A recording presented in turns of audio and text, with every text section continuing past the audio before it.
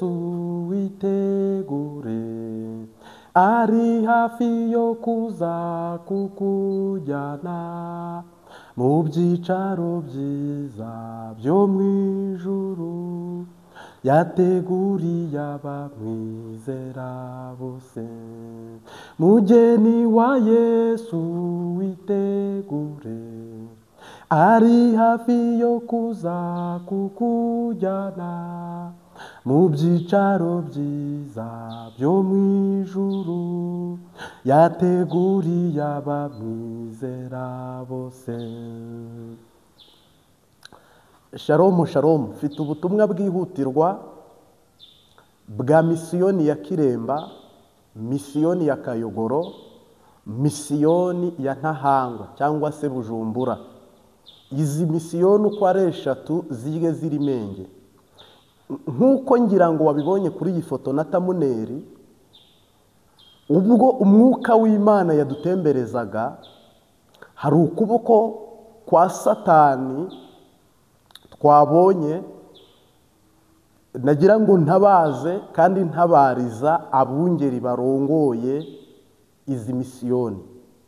Ntabwo twabashyizeho bose, ariko kuri titiri ubonyeho izi eglise. Marayika yambajije ikibazo, arambaza ngo ese misiyoni ya Kayogoro iracyari umutwe nk'uko nayihamagaye ngo ibe umutwe? Misiyoni Kiremba di Kiremba iracyari umutwe nk'uko nayihamagaye ngo ibe umutwe? Bibiliya iravuga ngo nzabagira umutwe sinzabagira umurizo.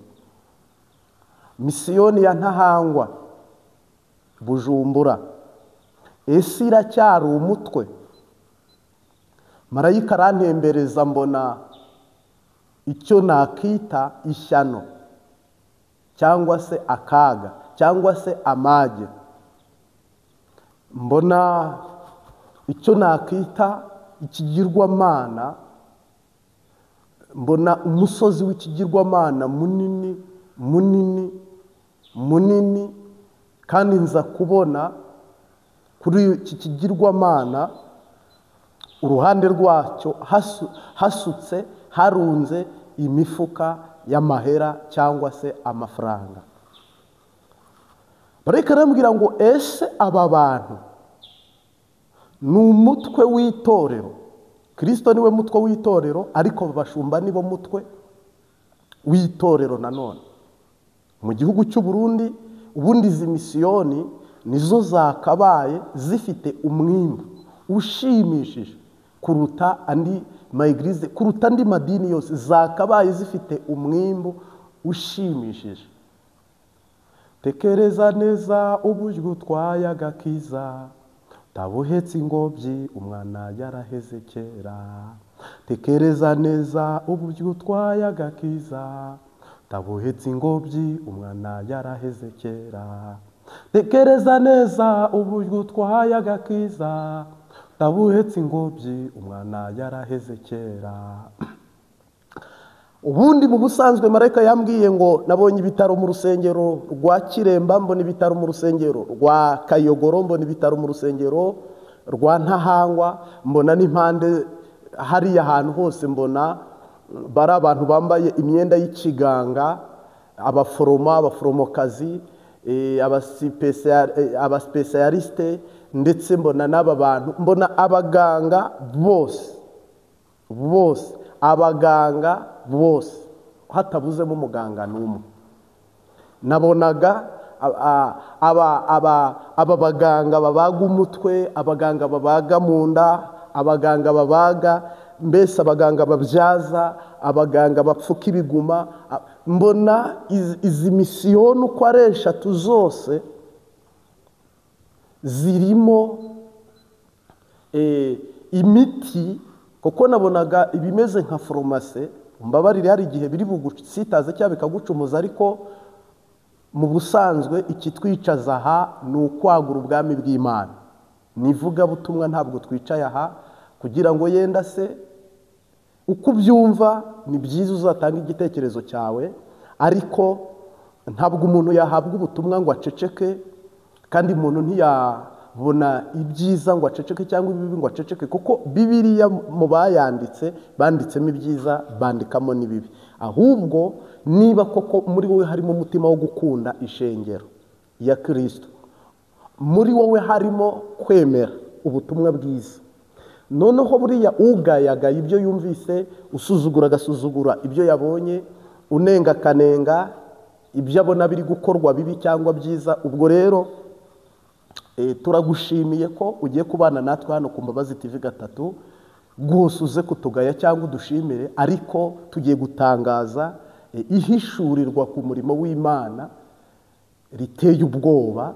Ushobora kuri budutuke cyangwa ukanadushimira, ariko ni ihishurirwa riteye ubwoba ku buryo natwe ubwacu ngira ngo twasinziriye igice kimwe cy'ijoro kubwira ihishurirwa, dusinzira akanya gato. Koko nawe niba uri umuhanuzi cyangwa ujya werekwa, Imana hakaba hari ibintu yakweretse bifatika, ikakubwira ngo urugero yenda Imana ikweretse nk'Uburundi butera imbere, nta rindi tiro wongera kuronka. Imana ikakwereka urupfu ku muntu cyangwa ikakwereka umugisha ku muntu, biri seriye bitari ibishobisho, nta rindi tiro wongera kuronka. Ubwo urahita usenga, nurangiza gusenga utekereze marayika gusure, kandi ibyo bintu mu mutwe wawe ntago bisibangana. Ngira ngo nta kayi uri bumbonane hano, nta n'urupapuro, ahubwo uko nabibonye niko ngiye kubivuga, niko ngiye kubitangaza. Hama Imana ishobora byose ifite abahizi, ifite abantu bari bwiyiriza ubusa, abari busenge mu gitondo, bari busenge ku murango saa sita, bari busenge mu ijoro, bose batakamba baririra umurimo w'Imana. Ucyampa ku maso yanjye hakaba isoko y'amarira, nkaririra umurimo w'Imana, nkaririra abarimbuka. Ni ukuvuga ngo mbona rero imiti y'amoko yose. Marayika arambwira ngo icyatumye izi misiyoni zibaho n'intego yazo, ubwo ndaje ngaruke ku bw'iki kigirwamana wabonye kuri Tamuneri. Marayika arambwira ngo iyi miti yose ureba y'amoko yose yari iyo kuvura no gukiza.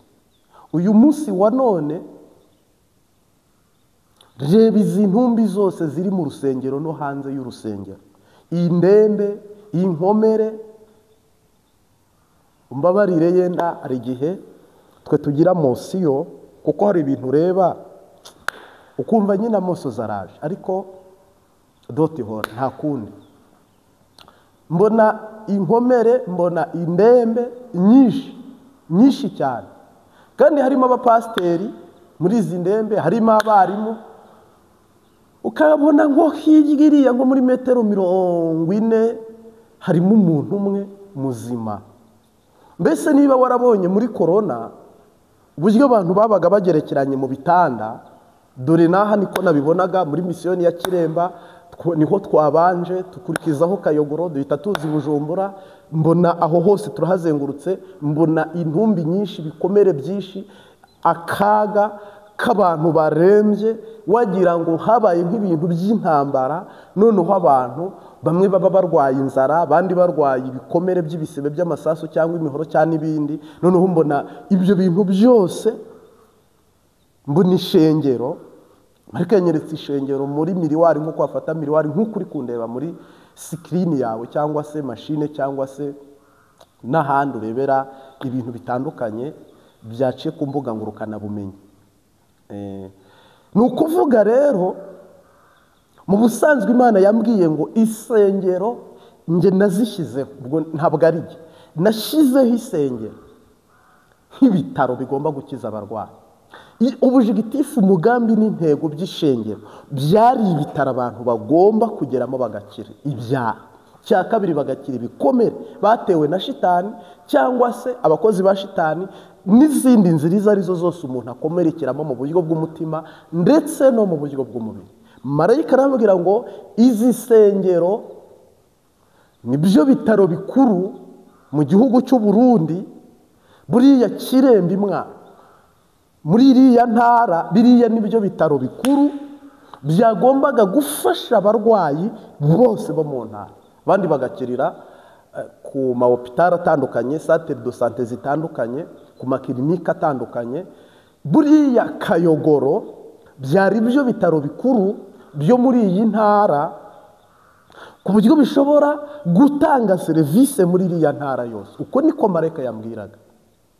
Noneho umuntu urwaye uwo ari we wese bikamuha serivisi yo gukira. Misiyoni ya Bujumbura, ubwo ni n'umurwa mukuru w'igihugu, yari misiyoni yagombaga gutanga ubwo bushobozi bwose muri ibi bikorwa byose byo kuvura, gufasha abantu uburyo bumwe n'ubundi, ariko umuntu agakira, akaba umukristo wa Kristo, bakamwigishiriza kumenya Kristo no kuba afite ubugingo buzima muri we kandi buhoraho iteka ryose, akazimana ingoma na Kristo, akazabaho iteka ryose. Inkuru ibabaje iteye agahinda ni ukuba umuntu yaratanze icya-10 kuva muri materineri, ise amupfumbatisha amafaranga, ugatanga icya-10 ukaba ugejeje imyaka 50, ntuzigere ugera mu ijoro. Kandi ibyo bintu pastor wawe cyangwa mwarimu wawe cyangwa umuyobozi w'ishuri ntagushyigikire ngo uzaronke uburyo wabona ubugingo buhora, ukazaribura. Niba ari ikintu kibabaje, niba ari ikintu giteye agahinda, nanjye hano mwabonye cyanteye n'umubabaro. Ni abantu bakoze bazi ko bari gukorera Imana, ariko ugasanga bari gukorera shitani, ugasanga shitani yabambitse ibara, ugasanga shitani yarabayobeje. Ari byo byibi hano yenda iminota n'inkundira ndi busobanure muri iri hishurirwa. Abantu mukwiye kwigengesera, mukaba maso, mukaba tatife. Ubugingo bwanyu ni icyitonderwa, ubugingo bwanyu n'indakorwaho. Buriya uzagabitanye cyangwa ukore n'ibiki byose, ariko ubugingo bwawe ukwiye kububera amaso. Niyo mpamvu natwe iyo twicaye hano, nakabaye mvuga byose, nakabaye nkora byose, nakabaye nirirwa nanashakishamo. Ntibanyandikira se bakambwira ati njyewe pasiteri yarasambanyije, njyewe mwarimu yarasambanyije, imbogisi kuri WhatsApp mwumva mbitangaza. Harimo ibintu udatangaza kuko ni ishengero nyine, ni ishengero. Sindi umuvuzi w'ibyaha, umurezi w'ibyaha ni shitani. Ariko ibi en general Marayika yaba yampaye by'ishengero. Buriya Pentecote association, aya ma eglise yose ahure mu cyitwa Sepebo, ngira ngo byose ni ikintu kimwe. Nimbivuga uko wabonyeho n'ikirangantego cya Sepebo, ni umurongo umwe wo kubwira abantu ngo niba nta gikozwe muri iri hishurirwa. Ariko nanjye hano munyemerere nibinashoboka habeho abakiyiriza ubusa muri riri umurimo w'Imana. Erega abanyepolitike bari barwanira igihugu cyabo. Niba Sendide irwanira iya ntambara, Ipronika rwanira iya ntambara, Uburundi bwa bose bakarwanira iya ntambara, iyi migambwe igahaguruka kumbonera kuri zikamera kuriya, abakenyerugamba bakamera kuriya, mwebwe mwishengero mukaba mutekereje wagize ngo nitwe dufite intambara yoroshye, wagize ngo nitwe dufite ubugingo buzima, wagize ngo nitwe twashimishije umwami tumaze kumunezeza no kumuhimbara, ahita aduha kwikukira, aduha kuryama, aduha gusinzira, aduha konji, ibikorwa byiwe. Oya, tugomba kurwanisha umwuka wera. Nubwo intambara turimo atari y'umubiri, ariko hakwiye kugira abahaguruka bagakenyera bakagumya, hakwiye kugira abantu bahaguruka. Itorero ntabwo ari iry'umuntu, ntiryubatse ku muntu, kandi ishengero si y'umuntu, ni ya Kristo. Kandi nanone agakiza sa k'umuntu, ni Kristo wakaduhaye. Mbona uwanyerekaga arambwira ngo ishengero intego yayo yari ibitaro. Umugambi w'ishengero ni ukuvura no gukiza. Yemwe abarushye n'abaremerewe nimusange ndabaruhura. Biratangaje kuba Yesu ateze amaboko ahagaze ahantu, we ni ikimenyetso akoze gusa mu buryo bw'impembo. Wowe uje umusanga ngo akuruhura kwakira, ahubwo uje kuruha no kwikorera indi mitwaro utazigera utura. Wamishuriraga arambwira ngo ese hari ukuboko kuzahuza Kiremba na Kayogoro bibe nk'agati gakubiranyije, batabarane nka Yehoshafati na Ahabu, batabarane bafatana agatoki, nka Dawidi na Yonatani bafatana agatoki, nka Nawomi na Rusi.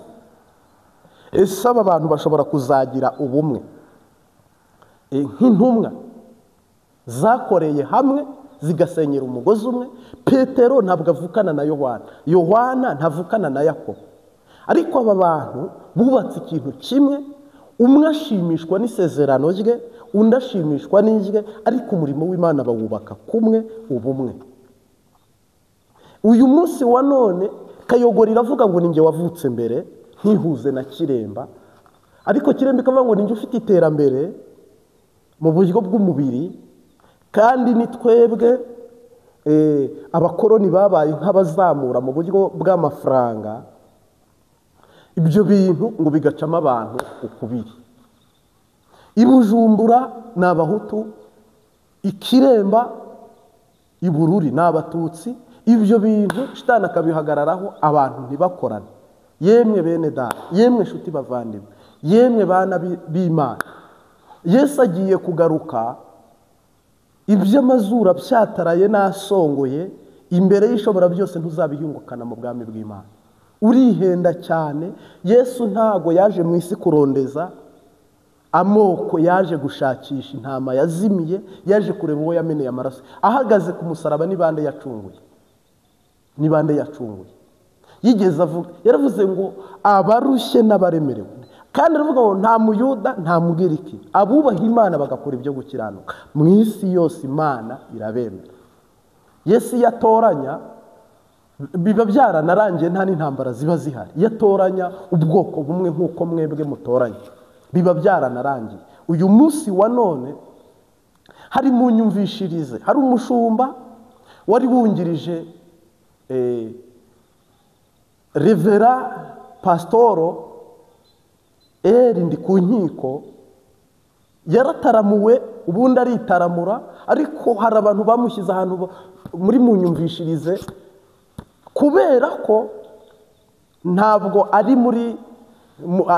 ari muri sisiteme y'aba bantu basigaye bareberera ishengero. Buno mu kwa karindwi ngira ngo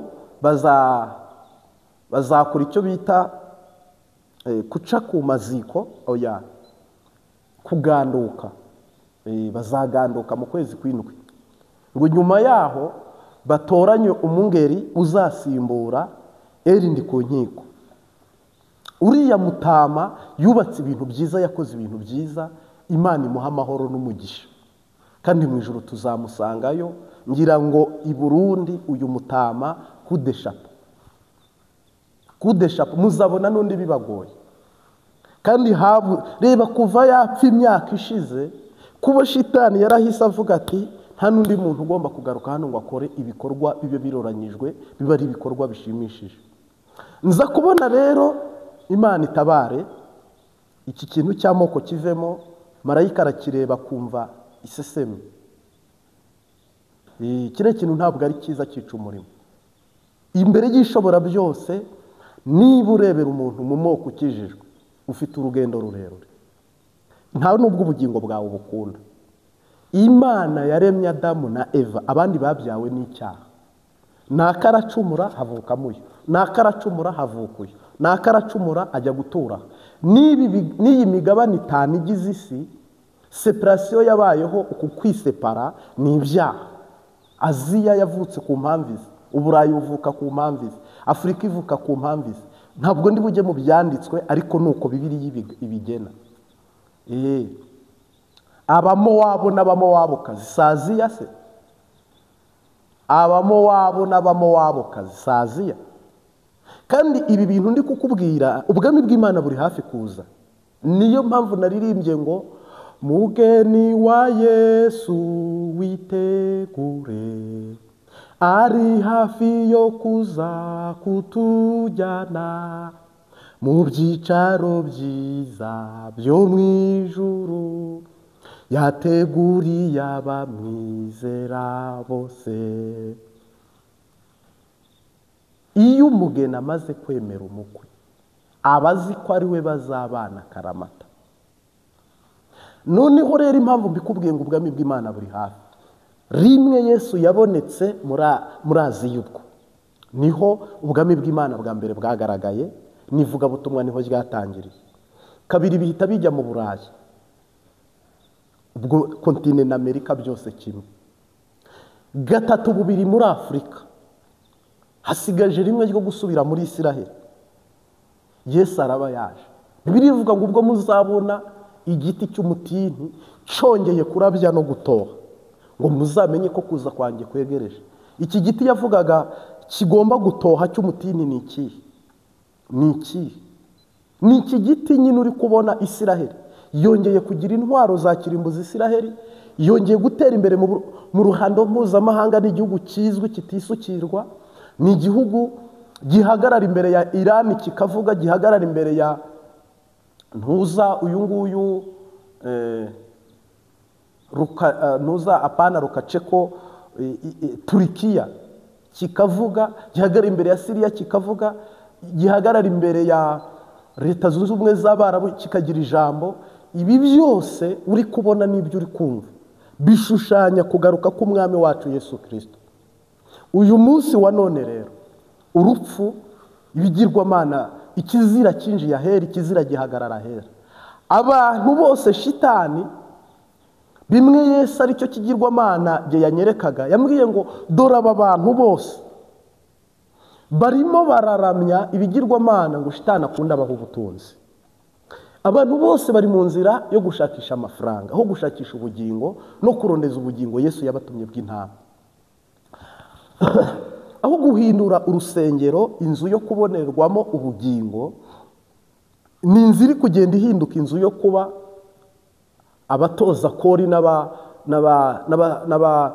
abatoza kori n'amakori muri eglise, muri kwinjira mu bufarisayo bwa kiriya gihe Yesu abambwa. Kuko Yesu bamubambye bamuziza, bamurega ibyaha, ariko ahanini icyarimo micezo ya ndani imbere batavugaga, bikangaga ko amafaranga babonaga n'ibyo babonaga batari bwongere kubibona, bati nabambwe naba. Uyu munsi wa none marayika yambwiye ngo barimo barubararira amahera mu rusengero. Amahera aratangira akanasoza.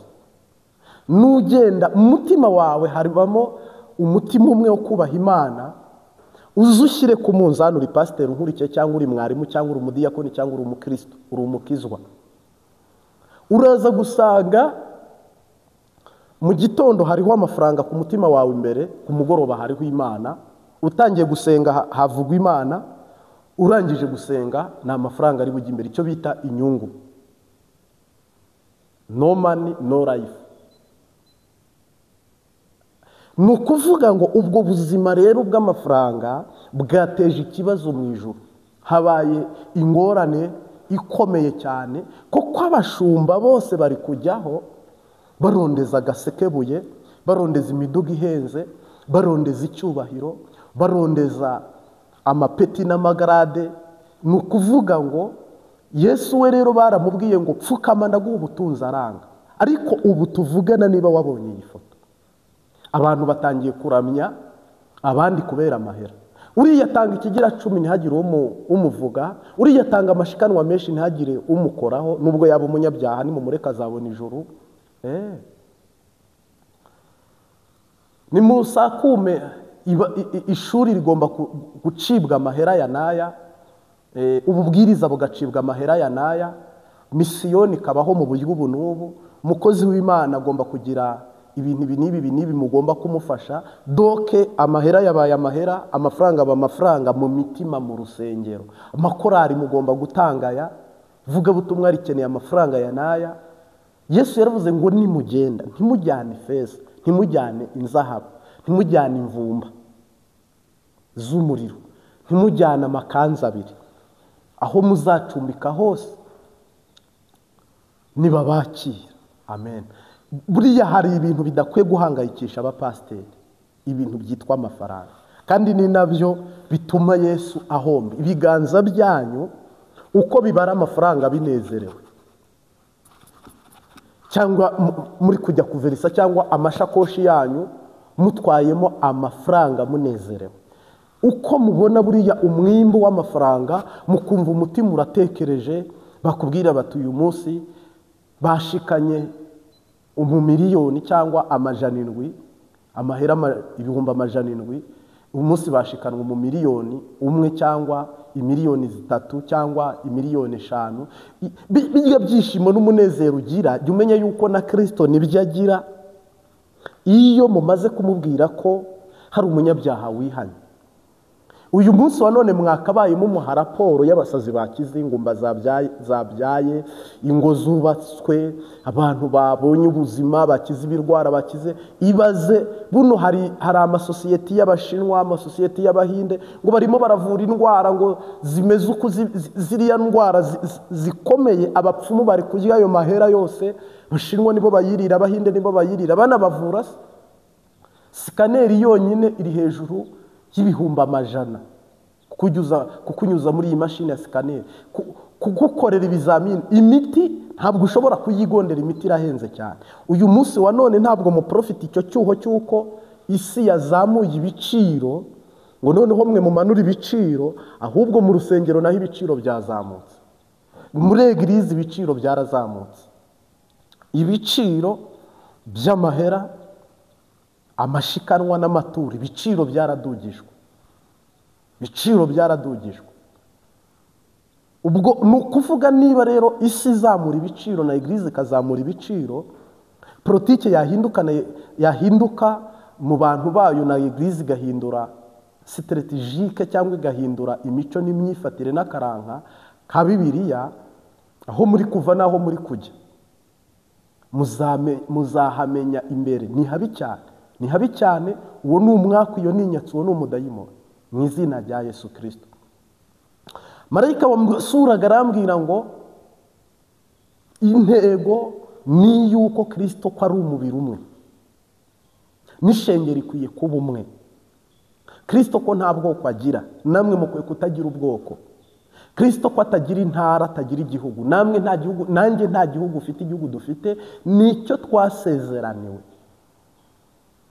na Roho Mutagatifu, Mwuka Wera, mu isezerano ku bwa Kristo Yesu. Wavuze ngo murabaragwa, tuzimana ingoma na Kristo. Ntabwo Kristo ugira nta mukristo ugira iby'abatwi, iby'abahutu, iby'abatutsi. Oya, ibyo niba bitaba, mube nka Kristo ko yarari. Mugire umutima nk'uwa Kristo, mugire umutima nk'uw'abana batoya, impinja. Buriya uruyoya umutima numwe, twe tugira imitima utabara, ari nacyo cyangiza, ari nacyo gihumanya ubugingo bwacu. Ariko Kristo agira umutima umwe, point inter, umutima umwe utagira uwa kabiri, utagira uwa kabiri, utagira uwa kabiri. Kandi Kristo akavuga ngo imibiri yanyu ni umubiri umwe ariko ugizwe n'ingingo nyinshi, ngo uyu mubiri uko ushyigikirana ugafashanya ukaba ari umwe, namwe niko mukwiye kuba mwubaka umurimo w'Imana. Ikibuno kinyuramo amabyi ntigisigana n'akanwa kanyuramo ibyo kurya. Ubwo se waguhitishamo hano akanwa kakavuka kati dore igihe, ikibuno kikavuga ati dore igihe nahereye munyuzamo amazirantoki, uyu munsi wa none mbivuyemo, nanjye nimuhanyuza umuceri ukaranze neza n'inkoko n'ifiriti n'ibindi byo kurya ukunda, noneho amabyi ace mu kanwa. Kopara wumva ibyo bintu. Uyu munsi wa none amaso akubwiye ngo nirirwa ndeba nkatokorwa. Bamwe barwaye amaso kubera kukanura cyane, akirirwa muri mashini arebamo, undi agatwara imodoka. Twese murabizi iyo utwaye imodoka ni ukureba, guhumbya haba harimo amasegonda bitewe n'umuvuduko uri gukoresha. Ugomba kuba uhumbya gata, ariko iyo udatwaye urahumbya ukumva ko n'ijisho riruhutse. Ubwo amaso asiganya akabwira amaboko ati wirebera aho unyura. Amatwi akavuga ati sinzongera kumva ibivugwa n'ibikorwa. Doke uyu mubiri wacu ngo iyo urugingo rumwe ruhawe icyubahiro, izindi ngingo zose zihita zivuga ngo happy birthday to you, isabukuru nziza, mukayifeta. Iyo urugingo rumwe rwasezeranye ni agatoki kamwe bambika impeta, izisigaye zose zikoma amashyi, akanwa kagaseka, ibyishimo bigataha umubiri wose. Iyo habonetse ikibazo cy'uko umuntu yambaye ipingu bagiye kumufunga, mu munyururu, ingingo zose zicika intege zikarira zikababarira hamwe. Iyo usitaye ikibuno kiricara, umugongo ukaca bugufi, izosi ukarigonda, uti abandi bakakubwira bati pole pole pole. Ndiyo rero uyu mubiri wushyira hamwe koko nyirawo n'umwe. Kubera iki ishengero idashyira hamwe, misiyoni Kiremba Kayogoro ntibishyire hamwe? Kubera iki abakristo badashyira hamwe ngo abaririmbyi bashyire hamwe? Kubera iki umurimo w'Imana utatanye, harimo ibice, harimo ibintu utamenya, michezo ya ndani? Kubera iki abashumba badashyira hamwe kandi Yesu ababwira ngo mube umubiri umwe nk'uko na Kristo ari umubiri umwe, mu bishengero imwe? Ingohi ntizisigana n'umusatsi, ubwanwa ntibusigana n'ubu ngubu bwo ku mazuru, ubwo sinzi uko babwita, s'il vous plaît. Buri rugingo rushimishijwe, runejejwe nuko rubayeho. Uyu munsi wa none mwebwe rero abatutsi nibo mu rusengero, arahagarara mu bututsi bwe, umuhutu agahagarara mu buhutu bwe, umutwa agahagarara mu butwa bwe. Imvugo nyandagazi zazanwe na Satani. Imbaraga za Satani zateye mu isi. Niki rero wakora mu izina rya Yesu Kristo? Mu izina rya Yesu Kristo ibigirwamana bive mu rusengero rw'Imana, biba mu mitima y'abashumba n'abakirisitu. Turahuza mu mbaraga z'umwuka no mu bushobozi bw'Imana, ishengero ibimwe mu izina rya Data n'Umwana n'Umwuka Wera. Niki cyankiza ibyaha, amaraso yawe Yesu. Niki cyamboneza rwose, n'amaraso yawe Yesu. Ayo maraso ye niyamboneza rwose, ntacyamagukira, n'amaraso y'umukiza. Ni wowe niringira, n'amaraso yawe Yesu.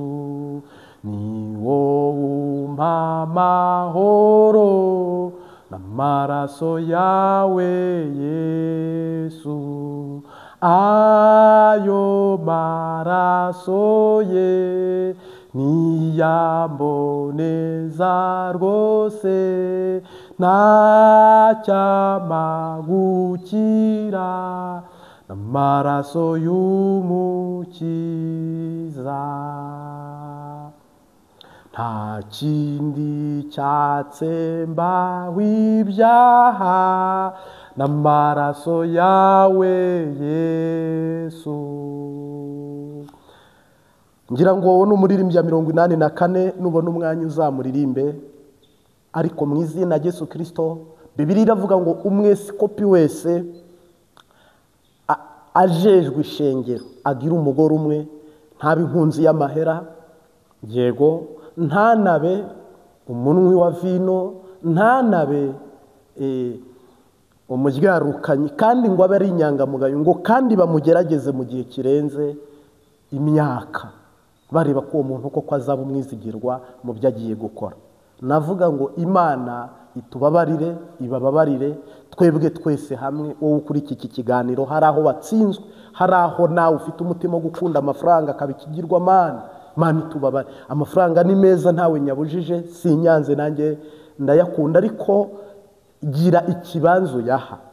Iyo ukunda umwana n'umugore urabitandukanya, iyo ukunda ibyo kurya n'ibyo kunywa urabitandukanya, buri kintu cyose kikagira espace. Ukunda imyambaro arabitandukanya, yo hejuru n'iyo hasi, iy'imbere n'iy'inyuma. Kujya ugenda usepara ikintu kikaba mu mwanya wacyo, amaboko aba mu mwanya wayo, umutwe uba mu mwanya wawo, ibirenge biba mu mwanya wabyo, umugongo uba mu mwanya wawo. Ni gute Imana yubatse umuntu, buri rugingo rukaba muri figise y'ikintu? Buno twebwe turusengero z'Imana, ariko muri twe harimo akajagari, aho usanga ikintu kitagira place cyangwa ikibanza kibamo ngo kibemo nyine muri iyo opposition kiyibemo uko, ahubwo ugasanga ibintu birakajagari. Ejo amafaranga ari imbere, ejo Imana iri imbere, mbese byaragoranye. Ejo indiri imbere, kunda ibiryo cyane bikagusitaza.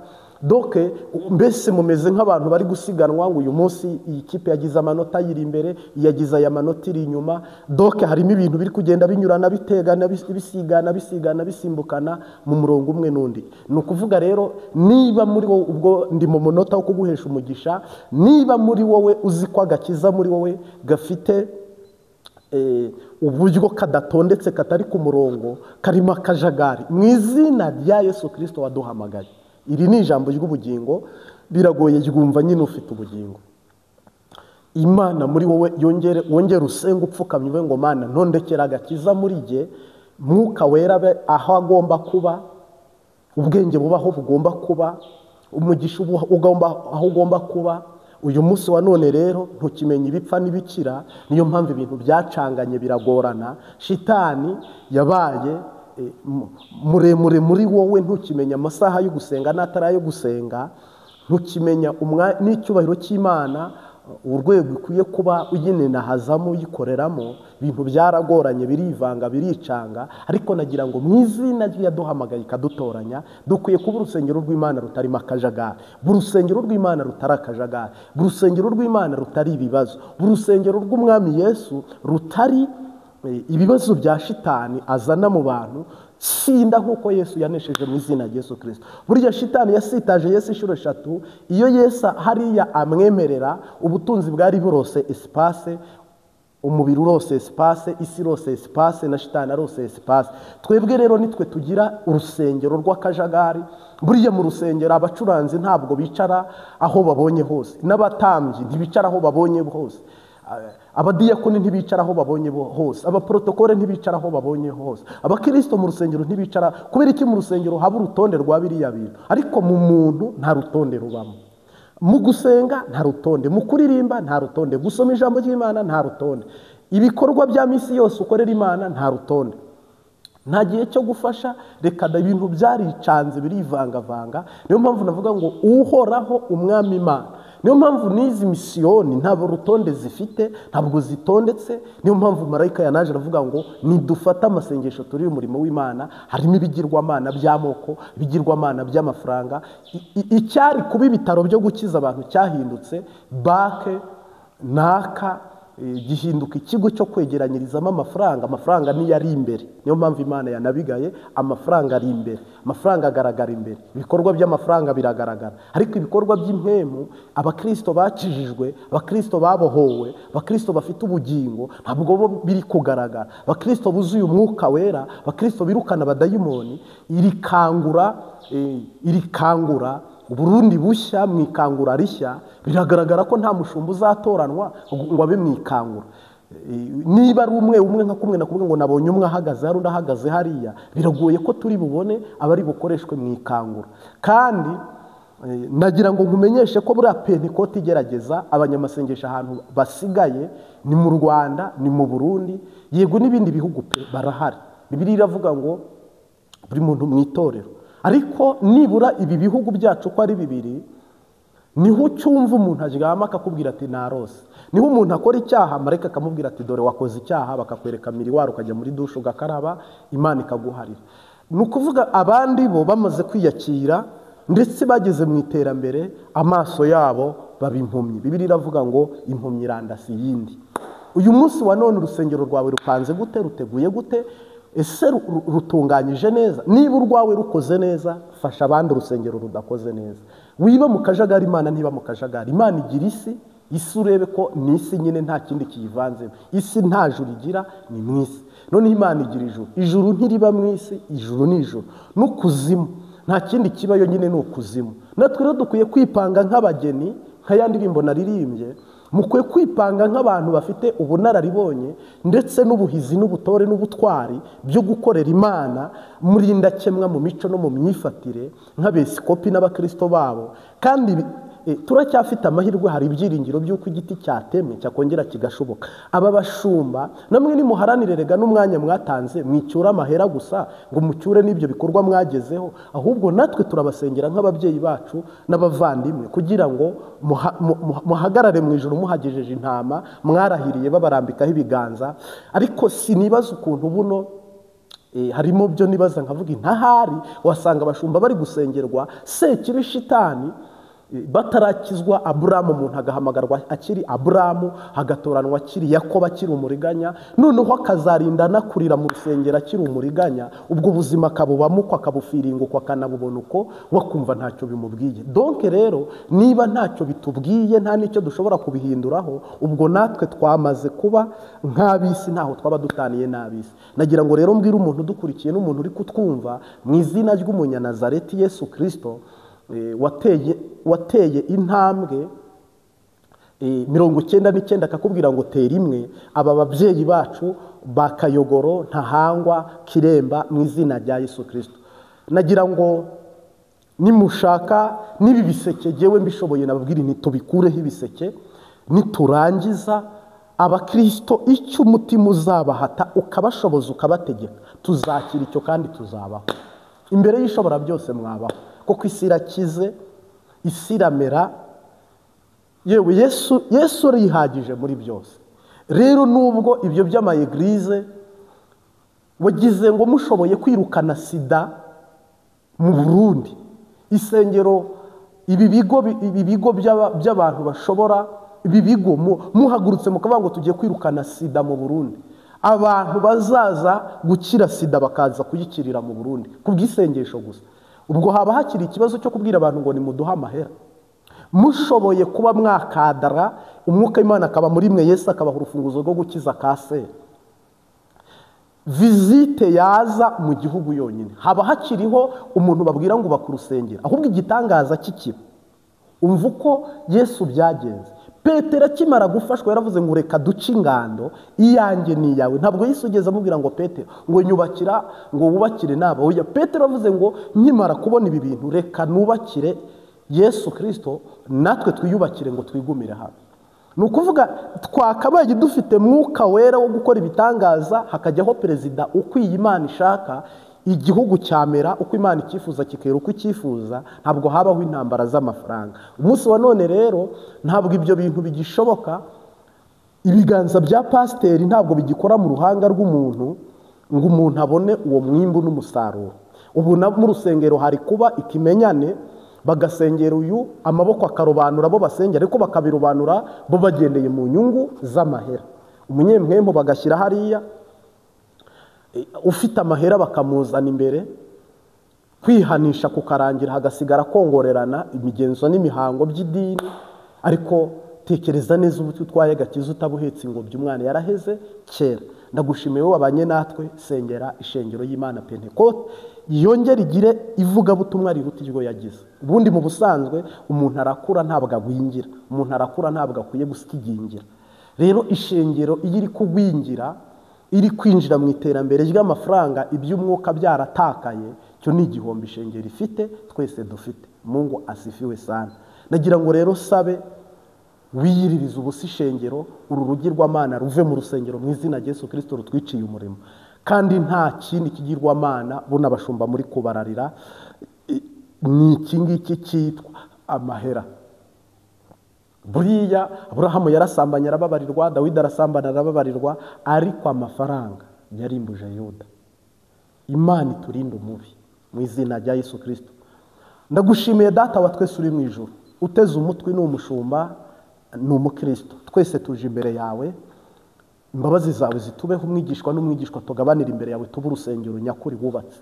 Ntabwo mpamya ko mu ijuru Yesu urusengero wubatse muri gi, urusengero wubatse muri iyi mitima y'abashumba, urusengero wubatse mu bakristo. Buri mukristo ni urusengero rw'Imana. Ndagushimiye rero ko ari wowe mwubatsi w'ukuri n'ubugingo, ariko twe twisanze tutari isengero nyakuri zawe. Ongera utwubake nk'umwubatsi w'ukuri n'ubugingo, hama duhinduke isengero z'ukuri n'ubugingo. Twese rero duharaniye ko wasengera muri twe, kandi ibintu bikaba bifite urutonde. Ubabarire buri muntu wese uri bwizere imbabazi zawe, kandi uha umugisha umuntu wese uri bwakira uyu mugisha, unumuhezagiro w'inyigisho. Ndagushimiye rero ko imburi watanze natwe tugitambukije, tutagabanyije, tutongereye. Uduha ubugingo buhoraho kandi burama, mu izina rya Data n'Umwana n'Umwuka wera, amen. Mugire ibihe byiza n'umunsi mwiza. Ciao ciao, shalom shalom, turabakunda cyane.